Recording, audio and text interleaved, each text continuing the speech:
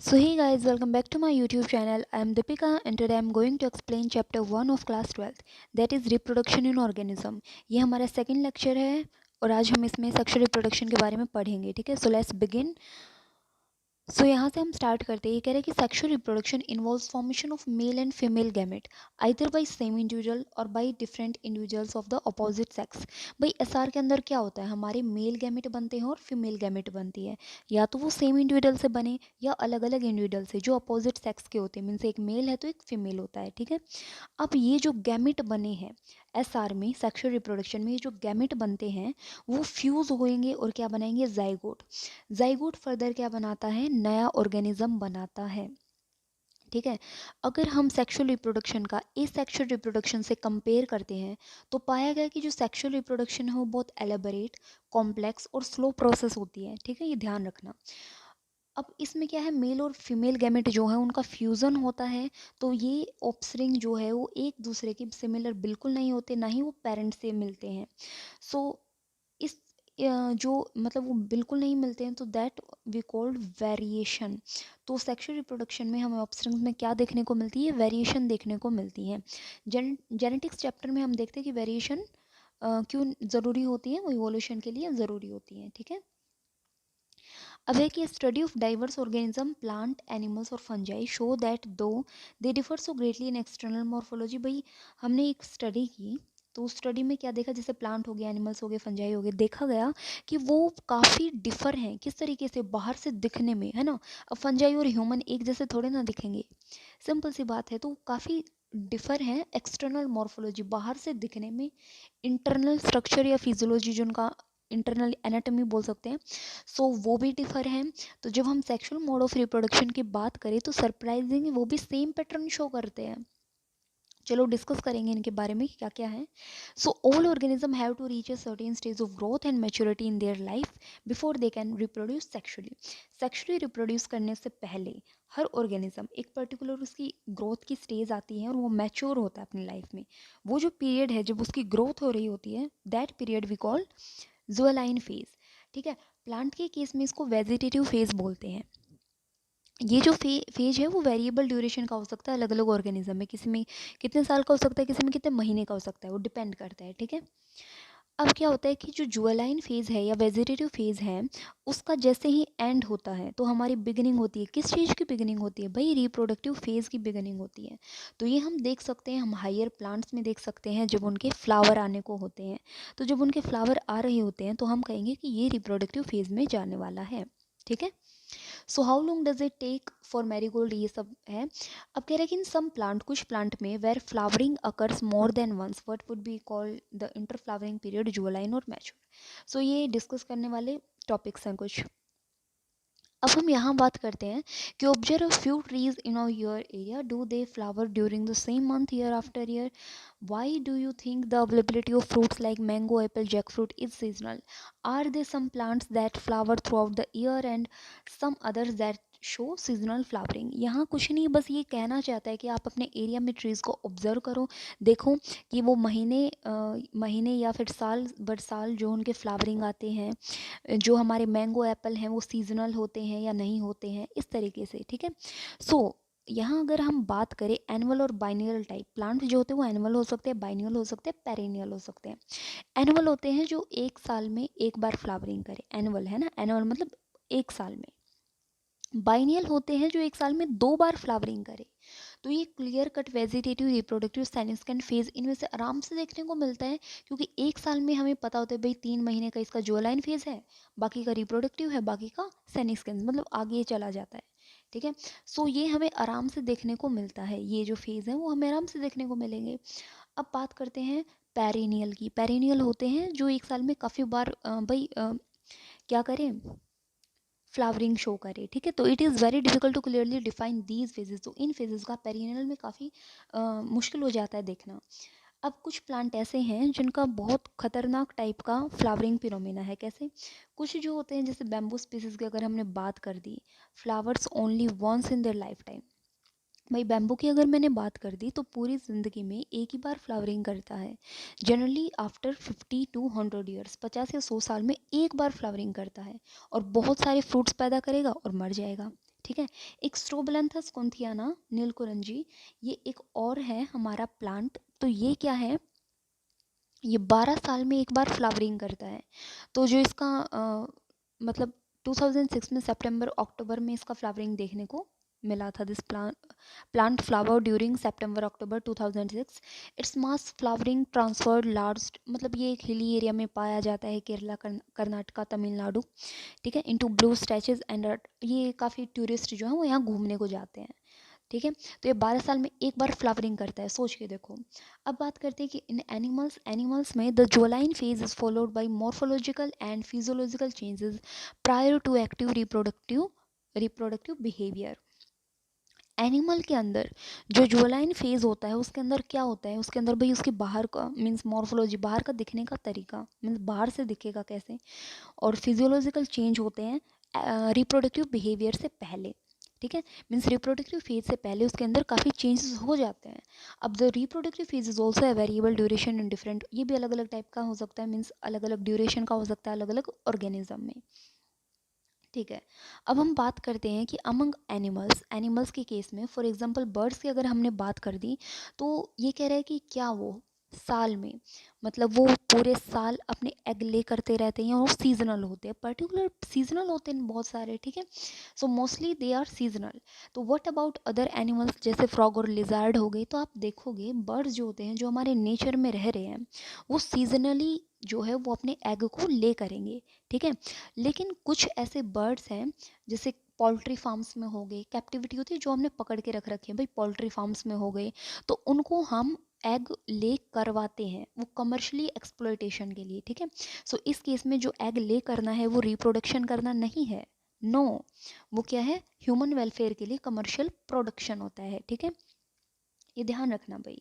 अब बात करते हैं the females of placental mammals exhibit cyclic changes. अब जो प्लेसेंटल मैमल्स हैं उनकी मीन्स जो फीमेल्स होती हैं वहाँ, तो वो क्या करती हैं, उनके अंदर साइक्लिक चेंज होता है, कब, उनकी ओवरी के अंदर। कब होता है ये चेंज, रिप्रोडक्टिव फेज में, ठीक है। उनकी ओवरीज में, एसेसरी डक्ट में, एज वेल एज जो हॉर्मोन्स है उनमें चेंज होता है। सो नॉन प्राइमेट्स मैमल्स में जैसे काऊ होगी, शिप हो गया, रैट, डियर, डॉग, टाइगर, तो इसमें इस साइक्लिक चेंजेस को क्या बोलते हैं, ओइस्टर साइकिल बोलते हैं। लेकिन प्राइमेट की अगर मैं बात करूँ जिनमें हम भी आ जाते हैं, सो मंकीज, एप्स और ह्यूमंस, तो उसमें इस फेज को उस साइकिल को क्या बोलते हैं, मेंस्ट्रुअल साइकिल बोलते हैं, ठीक है। So many mammals, especially those living in natural wild condition, exhibit such cycle only during favorable season. अब बहुत सारे मैमल ऐसे हैं जो हमारे नेचुरल वाइल्ड कंडीशन में रहते हैं, तो वो इन साइकिल्स को कुछ फेवरेबल सीजन के दौरान ही एग्जिबिट करते हैं इन देयर रिप्रोडक्टिव फेज। सो उनको क्या बोला जाता है, सीजनल ब्रीडर्स बोला जाता है, ठीक है। ध्यान रखना ये। Many other mammals are reproductively active throughout their reproductive phase and hence are called continuous breeders. बहुत सारे ऐसे मैमल्स भी होते हैं जो रिप्रोडक्टिव एक्टिव होते हैं पूरे, मतलब उनके रिप्रोडक्टिव फेज के दौरान, तो उनको कॉन्टिन्यूस ब्रीडर्स बोलते हैं। तो दो टाइप के होते हैं, सीजनल और कॉन्टिन्यूस, दोनों याद रखने हैं। So that we all grow old, जब हम बूढ़े हो जाते हैं, means if you live long enough, ठीक है। So it's something that we recognise, जो हम पहचान जाते हैं, what is mean by growing old. So the end of reproductive phase can be considered as one of the parameter of senescence or old age. तो जैसे ही हमारी reproductive phase end होता है, मीन्स अब हम और reproduction नहीं कर सकते हैं, तो उस केस में क्या होता है, हम कौन सी स्टेज में जा रहे हैं, हम सेनिस्केंस स्टेज या ओल्ड स्टेज में जा रहे हैं। तो there are concomitant changes in the body, हमारी बॉडी के अंदर काफ़ी चेंज होता है इस स्टेज में। क्या होता है, हमारा मेटाबॉलिज्म प्रोसेस स्लो डाउन हो जाता है, ठीक है, during the last phase of life span, ठीक है। Old age ultimately leads to death, बाद में क्या होता है भाई, डायरेक्ट डेथ, ठीक है। ओके अब हम बात करते हैं कि in both plant and animals में hormones are responsible for transitions between the three phases. In phases में एक फेज से दूसरे फेज में जा रहे हैं, दूसरे से तीसरे में जा रहे हैं, ऐसे, तो इसमें हॉर्मोन्स रिस्पॉन्सिबल होते हैं, ठीक है, ऐसे ही नहीं होता ये एकदम से। सो इंटरेक्शन बिटवीन हॉर्मोन्स और एनवायरमेंटल फैक्टर, वो हमारी रिप्रोडक्टिव प्रोसेस हो गई, वो हमारे बिहेवियर एक्सप्रेशंस हो गए ऑर्गेनिज्म की, उन सबको रेगुलेट करता है। अच्छा, क्या क्या इवेंट्स होते हैं सेक्सुअल रिप्रोडक्शन में। सो आफ्टर अटेनिंग मैच्योरिटी, सारे जो सेक्सुअली रिप्रोड्यूसिंग ऑर्गेनिज्म होते हैं, सो उनके अंदर क्या होता है, वो एक टाइप का इवेंट रखते हैं, मीन्स उनके अंदर काफ़ी प्रोसेस होती हैं that have remarkable fundamental similarities even though the structures associated with sexual reproduction are indeed very different. So अलग अलग ऑर्गेनिज्म में वो सिमिलरिटी शो करते हैं कि भाई ये प्रोसेस होंगी, ठीक है। क्या होती हैं, चलो वो थोड़ी देख लेते हैं। और इसकी जो इवेंट्स हैं, जो प्रोसेस है, वो भी काफ़ी एलेबरेट कॉम्प्लेक्स होते हैं और एक रेगुलर सीक्वेंस में होते हैं। ऐसा नहीं है पहले हमारा फ्रूट बन रहा है बाद में गैमेट बन रहा है, ऐसा नहीं होता है। वो एक सीक्वेंसिबल स्टेज में होता है जो अब पढ़ेंगे, ठीक है। Sexual reproduction is characterised by the fusion of male, ये हमने पढ़ लिया। इसमें क्या होता है, हमारा मेल और फीमेल गैमेट बनते हैं, वो फ्यूज होंगे।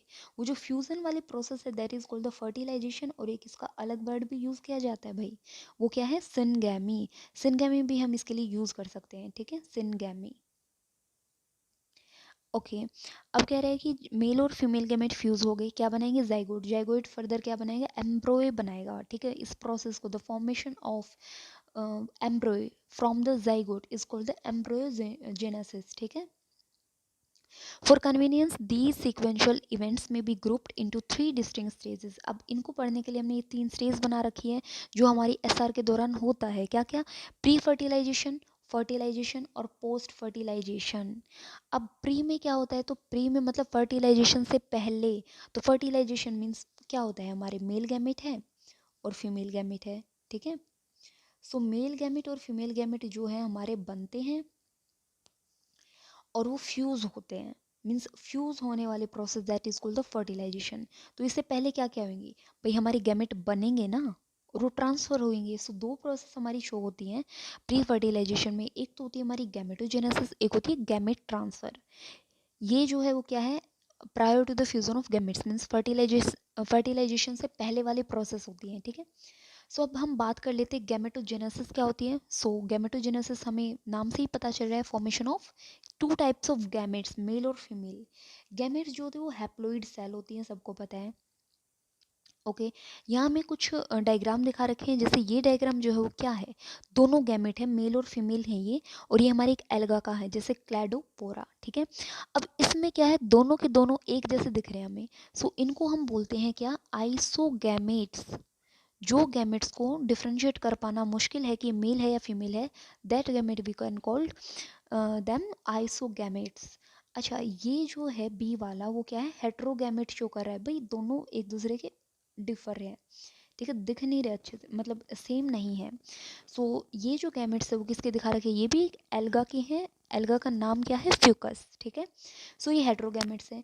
ये अगर बात करें तो ये ह्यूमन बींग्स के हैं। ये क्या है, हमारा एग है नॉन मोटाइल, और ये मोटाइल क्या है, स्पर्म है। ये भी हेट्रोगैमेट्स हैं, ठीक है। ओके यहाँ हमने यही चीज़ें अभी हमने यहाँ पढ़नी है। क्या चीज़ दिखा रखी है कि कुछ एल्गा के अंदर 2 गैमेट बनते हैं अलग अलग टाइप के, जो हम बिल्कुल पहचान नहीं पाते कि मेल कौन सा है फीमेल कौन सा है, जिनको हम कैटेगराइज नहीं कर पाते हैं। So that we can called isogamete या होमोगैमेट, ठीक है। हाउएवर बहुत सारे सेक्सुअली रिप्रोड्यूसिंग ऑर्गेनिज्म जो है उसमें गैमेट अलग अलग तरीके से बनते हैं, मीन्स हमें अब वो अलग अलग बनते हैं। लाइक मॉर्फोलॉजी उनकी अलग अलग होती है। मॉर्फोलॉजी मतलब बाहर से दिखते हैं अलग है, that is called the heterogamete. In organism में मेल गैमेट को क्या बोला जाएगा, एंथ्रेजोइड या स्पर्म बोला जाएगा, और फीमेल गैमेट को एग या ओवम बोला जाता है, ठीक है। अब हम यहाँ ये पैराग्राफ बहुत मेन है, तो यहाँ थोड़ा ध्यान देना कि सेक्सुअलिटी इन ऑर्गेनिज्म, सेक्सुअल रिप्रोडक्शन ऑर्गेनिज्म में जनरली क्या होता है, fusion of male and female gamete from 2 different individual से वो हमारे निकल के आते हैं गैमेट्स। तो ये कितनी बार ये बात होगी, लेकिन ये बात फिर से आई है तो इसका कुछ ना कुछ तो रीज़न होगा, है ना। सो रीज़न क्या है, but this is not always true. ये कह रहा है कि सेक्सुअल रिप्रोडक्शन में जो हमारा फ्यूजन ऑफ गैमेट होता है, चलो ठीक है, अलग अलग डिफरेंट इंडिविजुअल्स हैं, चलो ठीक है, लेकिन ये हमेशा ट्रू नहीं होता, ठीक है। ये हम from your recollection of example studied in class 11th can you identify cases where self fertilization is observe. वहाँ पे सेल्फ फर्टिलाइजेशन होती है, मीन्स एक ही पेरेंट भी इन्वॉल्व हो सकता है, उसके अंदर मेल और फीमेल गैमेट बन सकते हैं, ठीक है, और वो फ्यूज हो जाते हैं। चलो अब बात करते हैं कि प्लांट्स जिसके अंदर both male and female reproductive structure होते हैं तो उसको क्या बोलते हैं। तो यहाँ पे थोड़ा सा ध्यान देना कि जो प्लांट जिसके अंदर हमारे मेल भी होते हैं और फीमेल रिप्रोडक्टिव स्ट्रक्चर भी होते हैं उसको बाइसेक्सुअल बोलते हैं। एक और वर्ड यूज़ किया जाता है यहाँ पे, वो है मोनोशियस। सो मोनोशियस हो गया या बाइसेक्सुअल हो गया, वो हम किसके लिए यूज़ करते हैं, मेल और फीमेल गैमेट इन अ सेम ऑर्गेनिज्म या प्लांट। ठीक है, डिफरेंट पे हो तो उसको यूनिसेक्सुअल बोलते हैं और इसके लिए एक दूसरा टर्म है, क्या है, डायसियस। चलो अब यहाँ दिखा रखा है कि फंजाई के अंदर और प्लांट के अंदर जो है होमोथैलिक और मोनोसिस वी कैन यूज़। तो फंजाई में हम होमोथैलिक और हेट्रोथैलिक यूज़ करते हैं। होमोथैलिक मतलब कि जो बायसेक्सुअल कंडीशन को शो करते हैं, मेल और फीमेल एक ही प्लांट पे हैं, एक ही फंजाई में हैं, और हेट्रोथैलिक मतलब डिफरेंट पे हैं। मोनोसिस मतलब कि एक ही पे है मेल और फीमेल, और डायसिस मतलब डिफरेंट पे है। सो ये हमें छोटी छोटी चीज़ जो है वो ध्यान रखनी है। फ्लावरिंग प्लांट में यूनिसेक्सुअल मेल फ्लावर को स्टैमिनेट बोलेंगे जिसके पास सिर्फ स्टैमन है, और फीमेल को क्या बोलेंगे, पिस्टिलेट, जिसके पास सिर्फ पिस्टिल है। पिस्टिल मतलब कि ये हमारा कौन सा फीमेल वाला पार्ट है। इनको हम कार्पल्स भी बोल देते हैं। ठीक है, अब बात करते हैं कि in some flowering plant both male and female flowers में be present on the same individual.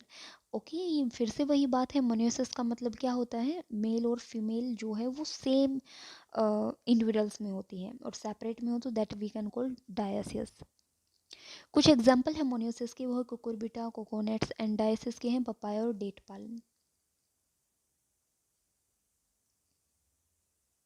सो यहाँ हमने बात करी कि बट अबाउट एनिमल्स। एनिमल्स में हम क्या कहेंगे, एनिमल्स में हम यूनिसेक्सुअल बाइसेक्सुअल बोल सकते हैं। ठीक है, सो ऑल जिसमें मेल और फीमेल अलग अलग हैं that is called the unisexual, और जिसमें बोथ जो है वो एक ही में है उसको बाइसेक्सुअल बोलते हैं। यहाँ पे कुछ एग्जाम्पल दे रखे, अर्थवॉर्म हो गया, स्पंज हो गया, टेपवॉर्म, लीच हो गया, ये बाइसेक्सुअल हैं। Animals that possess both male and female are hermaphrodite. Cockroach is an example of unisexual. ठीक है, सो ये हमारी यही बात है कि जो बायसेक्सुअल है उसके अंदर क्या होता है, मेल और फीमेल दोनों होते हैं, उसको हर्मोफेरोडाइट भी बोल देते हैं। और कोक्रोच यहाँ पे एग्जांपल किसका दे रखा है, यूनिसेक्सुअल। अब एक समराइज कर लो इसको। समराइज मतलब कि किसके लिए क्या टर्म यूज़ की जाती है। अगर मैं जैसे दो अलग अलग फीमेल और मेल है, ये एक ही में है कि एक ही इंडिविजुअल्स में मेल और फीमेल है, सो इसके लिए हम क्या क्या चीज़ यूज़ कर सकते हैं, मोनोसिस यूज़ कर सकते हैं, और इसके लिए डायसिस यूज़ कर सकते हैं। ठीक है, इसके लिए और क्या कर सकते हैं, हम बायसेक्सुअल यूज़ कर सकते हैं। और क्या कर सकते हैं हम, अगर फंजाई के केस में हम इसको क्या बोलते हैं, होमोथैलिक बोलते हैं, और इसको हर्मोफेरोडाइट भी बोलते हैं, हर्मोफेरोडाइट। ठीक है, तो ये चार चीज़ यहाँ पे बिल्कुल रट लेना जो इसके लिए यूज़ की जाती है। इसमें बिल्कुल अपोजिट हो जाएगा जिसके पास एक ही इंडिविजुअल्स में मेल और फीमेल हो, सॉरी मैंने उल्टा बोल दिया, ये एक ही इंडिविजुअल्स में मेल और फीमेल हो, और ये है अलग अलग इंडिविजुअल्स में। ठीक है, सो डायसिस मतलब अलग अलग इंडिविजुअल्स, यहाँ पे यूनिसेक्सुअल आ जाएगा, यहाँ पे हेट्रोथैलिक आ जाएगा। ठीक है, चार पांच चीज़ें हैं, एक ही चीज़ के चार नाम हैं, बस वो ध्यान रखने हैं हमको। अब हम बात करते हैं कि cell division during gamete formation. Gamete formation के दौरान सेल का डिवीजन कैसे होता है ना, सेल डिवीजन। देखो गैमेट्स जो होते हैं वो हेट्रोगैमेट होते हैं, तो वो क्या है, हमारे उसमें दो टाइप के बनते हैं, एक मेल है एक फीमेल है। गैमेट हैप्लॉइड होते हैं, हमको पता है, और वो हैप्लॉइड या डिप्लॉइड बॉडी से अराइज होते हैं। हैप्लॉइड पेरेंट जो है वो गैमेट प्रोड्यूस करेगा कैसे, माइटोटिक डिवीजन से, और डिप्लॉइड कैसे करेगा, म्योटिक डिवीजन से। ठीक है, सो ये जो है वो हम एल्गी जो है वो हमने क्लास 11th में चैप्टर 3 में पढ़ा था, ये कुछ नहीं है अभी तो। अब है several organism belonging to Monera हो गए, फंजाई हो गया, एल्गी और ब्रायोफाइटा, वो हैप्लॉइड प्लांट बॉडी रखते हैं भाई। ठीक है, मतलब an an haploid plant body रखते हैं। ठीक है, बट ऑर्गेनिज्म बिलोंगिंग टेरिडोफाइट हो गए, जिम्नोरेंजियो हो गए, या बहुत सारे एनिमल्स हो गए जिसमें ह्यूमन बींग्स भी आएंगे, उसमें पेरेंटल बॉडी क्या होती है, डिप्लॉइड होती है।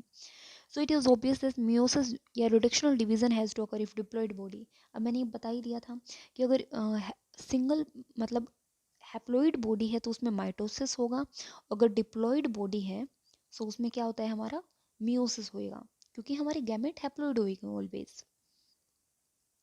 ये कुछ एग्जाम्पल दे रखे हैं, ये अर्थवॉर्म का दे रखा है, ठीक है।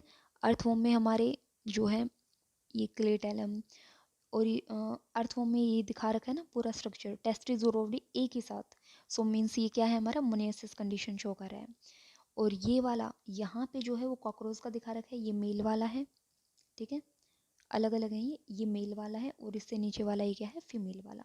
अब यहाँ पे एक और एग्जाम्पल दे रखा है, किसका दे रखा है, कारा, कारा चारा कुछ बोल लो इसको। इसमें क्या होता है, हमारे अपर वाला जो पार्ट है उसमें उगोनियम होता है, फीमेल सेक्स ऑर्गन, नीचे वाला है वो एंथ्रेडियम होता है, मेल सेक्स ऑर्गन। अब नीट में ये क्वेश्चन आ रखा था, और क्या पूछ रखा था कि उगोनियम कहाँ है, अपर साइड है या लोअर साइड है। अब ध्यान रखना कि फीमेल है तो फीमेल हमेशा कहाँ होती है, वो सिर पे चढ़े बैठी रहती है ना। सो ऐसे याद रखना कि सिर पे चढ़ी बैठी रहती है मतलब ऊपर ही होती है भाई, फीमेल्स हाई पावर, ठीक है, सो ऊपर। और जो एंथ्रेडियम है वो हमारा लोअर पार्ट में होता है। ओके अब यहाँ पे बात करना, इसमें भी बहुत कन्फ्यूज़न होती है बहुत सारे बच्चों की। ये मार्केंशिया है जो लिवरवोर्ट का एग्जाम्पल है। अब इसमें क्या है कि ये डायशस शो कर रहा है, मीन्स अलग अलग प्लांट पे हैं। अब यहाँ पे कन्फ्यूज़न होती है कि ये आर्किगोनियो और कौन सा और एंथ्रेडियो। अब जिसको ये पता है एंथ्रेडियो जो है मेल होता है, आर्किगोनियो फीमेल होती है, तो ध्यान रखना फीमेल जो होती है वो सुंदर सुंदर होती है, ठीक है, वो सज धज के बैठी रहती है, तो काफ़ी सुंदर सा फूल दिखे तो वो हमारा फीमेल होगा, और जो उलझा पुलझा दिखे वो हमारा मेल होगा, ठीक है। और फर्दर ये एग्जांपल जो है वो किसका है, बाइसेक्सुअल फ्लावर स्वीट पोटैटो का है। सो ये हमारे एग्जांपल हो गए। अब यहाँ पे एक टेबल दे रखी है जिसमें हमारे ह्यूमन बींग्स ये सब क्रोमोसोम दे रखे हैं और उनका हैप्लॉइड कंटेंट दे रखा है। सो ह्यूमन बींग्स का याद करना, हाउस फ्लाई का याद करना, फ्रूट फ्लाई का याद करना, ठीक है। सो एक दो चीज़ जो है वो हमें याद करनी है। ओके अब बात करते हैं यहाँ पे डिप्लॉयड ऑर्गेनिज्म में। सो डिप्लॉयड ऑर्गेनिज्म में क्या होता है कि कुछ स्पेशल सेल्स होती है जिनको क्या बोलते हैं, मियोसाइट। अब ये मियोसाइट को गैमेट मदर सेल बोलते हैं, ये मियोसिस के अंडर जाएंगी। मियोसिस के अंडर जाएंगी तो ये क्या करती हैं, only one set of chromosome जो है उनके गैमेट में बन जाएगा। मीन्स मियोसिस के अंडर जाके गैमेट बनाएंगी, उन गैमेट में इसका एक सेट चला जाता है, डिप्लॉयड कंटेंट का हाफ कंटेंट गैमेट में चला जाएगा। मीन्स ये सेल है, मियोसिस हुई, दो गैमेट बने, सो हाफ इसमें गया कंटेंट, हाफ इसमें गया, ठीक है। ओके अब बात करते हैं गैमेट का ट्रांसफर कैसे होता है। सो गैमेट का ट्रांसफर कैसे होगा, फॉर्मेशन तो होगी, चलो फॉर्मेशन हमने कर ली। अब मेल और फीमेल गैमेट के लिए फिजिकली भी तो उनको पास आना पड़ता है ना फर्टिलाइजेशन के लिए। सो गैमेट्स मिलते कैसे हैं, तो बहुत सारे ऑर्गेनिज्म में मेल गैमेट मोटाइल होएगा, फीमेल गैमेट हमारा स्टेशनरी होता है, मीन्स वो नॉन मोटाइल होता है, ठीक है। कुछ एक्सेप्शन है जिसमें फीमेल भी हमारी क्या होती है भाई, मोटाइल हो सकती है, जैसे फंजाई और एल्गिया हो गया जिसमें बहुत गैमेट्स मोटाइल होते हैं। So there is a need. अच्छा अब बात करते हैं कि चलो नॉन मोटाइल है या मोटाइल है कुछ भी हो, तो उनको एक पर्टिकुलर मीडियम चाहिए जहाँ पे मेल गैमेट मूव कर सके भाई, ऐसे ही बैठे बैठे थोड़ी ना फर्टिलाइजेशन हो सकता है। सो कुछ सिंपल प्लांट है जैसे एल्गी हो गया, ब्रायोफाइटा हो गया, टेरिडोफाइटा हो गया, वाटर उनका मीडियम होता है जिनके थ्रू गैमेट ट्रांसफर होता है। Large number of male gamete however fail to reach the female gamete.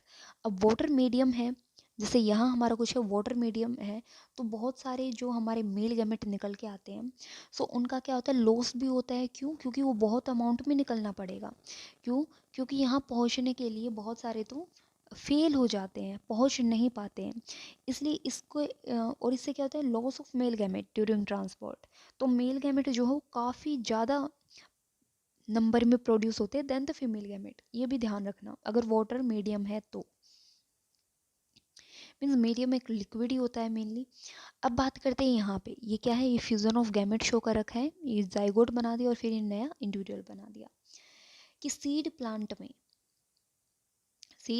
में क्या होता है, हमारा सीड प्लांट में जैसे एंजियोस्पर्म्स हो गया, अगर हमने इसका चैप्टर 2 में इसके बारे में अच्छे से दिखा रखा होगा, तो उसमें क्या होता है कि जैसे ये मैंने बना दी क्या, स्टिग्मा स्टाइल, और ये है ओवरी। सो उसमें क्या होता है, पोलन ग्रेन आके यहाँ गिर जाता है। सो पोलन ग्रेन से क्या होती है, पोलन ट्यूब निकलती है और इस पोलन ट्यूब में मेल गैमेट होता है, वो ओवरी में जो एग है वहाँ चला जाएगा। सो सीड प्लांट में पोलन ग्रेन्स जो होते हैं वो मेल गैमेट को कैरी करेंगे और ओवल के अंदर क्या होता है, एग होता है। तो पोलन ग्रेन जो है वो एंथर में प्रोड्यूस होता है, जो कि हमको पता है। और वो कहाँ जाएगा, जो मैंने अभी डायग्राम बनाया उसके अपर वाले पार्ट में स्टिग्मा पर जाएगा फीमेल के, और फर्टिलाइजेशन हो जाएगा। ठीक है। In bisexual self fertilization plant example pea, देखिए कहाँ छुपा बैठा है। सो ये वहाँ नहीं दे रखा था ऊपर, ये यहाँ दे रखा है, और ये नीट में क्वेश्चन आ रखा है कि इनमें से बायोसेक्सुअल प्लांट बताओ। सो एक एग्जाम्पल में पी भी था, तो पी ही उसका आंसर आएगा। ठीक है। सो इन बायोसेक्सुअल, बायोसेक्सुअल मतलब कि क्या दिखा रखा है, बायोसेक्सुअल मतलब कि मेल और फीमेल एक ही इंडिविजुअल में है। सो उसमें सेल्फ फर्टिलाइजेशन होएगा। सो पीज में क्या होता है, transfer of pollen grain to the stigma बहुत इजी हो जाता है। क्यों? क्योंकि भाई एक ही फ्लावर है, एक ही फ्लावर में पास पास में हमारे एंथर और स्टिग्मा होते हैं। ठीक है। सो पोलन ग्रेन जो है वो शेड हो जाते हैं यहाँ पे, और वो इनके कांटेक्ट में आ जाते हैं। But in cross pollinating plant including diocese plant, cross pollination होता है अलग अलग प्लांट पे। डायसिस प्लांट है या एक ही प्लांट पे मेल फीमेल फ्लावर अलग अलग हैं, इस टाइप से। So a specialised event called pollination facilitates transfer. तो उनमें क्या होता है, मीन्स अलग अलग प्लांट है, एक प्लांट यहाँ है, एक प्लांट यहाँ है। अब इनमें क्या होगा, क्रॉस पॉलिनेशन होएगा। पॉलिनेशन होता है, पॉलिनेशन का मतलब क्या है, transfer of pollen grain from the anther to the stigma of the female part. Pollen grains germinate on stigma and the pollen tubes carrying the mail.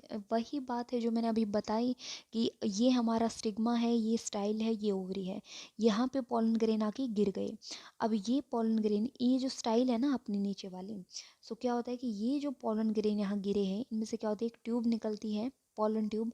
इस पोलन ट्यूब के अंदर हमारे मेल गैमेट होते हैं। क्या होते हैं, मेल गैमेट। ठीक है। सो पोलन ट्यूब के अंदर मेल गैमेट होते हैं, वो ओवल तक पहुंच जाएंगे और मेल गैमेट एग एग के नियर डिस्चार्ज कर देंगे।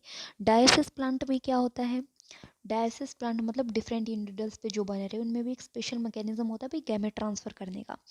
तो सक्सेसफुल ट्रांसफर अगर हो गया और वो नज़दीक आ गई, तो हमारा फिर क्या होएगा, फर्टिलाइजेशन। फर्टिलाइजेशन मतलब फ्यूजन या सिनगैमी हो जाएगी। ठीक है। ये कुछ एग्जाम्पल है जिसमें होमोगैमेटिक ऊपर दे रखा था और is germinating pollen grains on the stigma of a flower। अब फर्टिलाइजेशन वाला जो टॉपिक है वो हम नेक्स्ट वीडियो में करेंगे। ठीक है।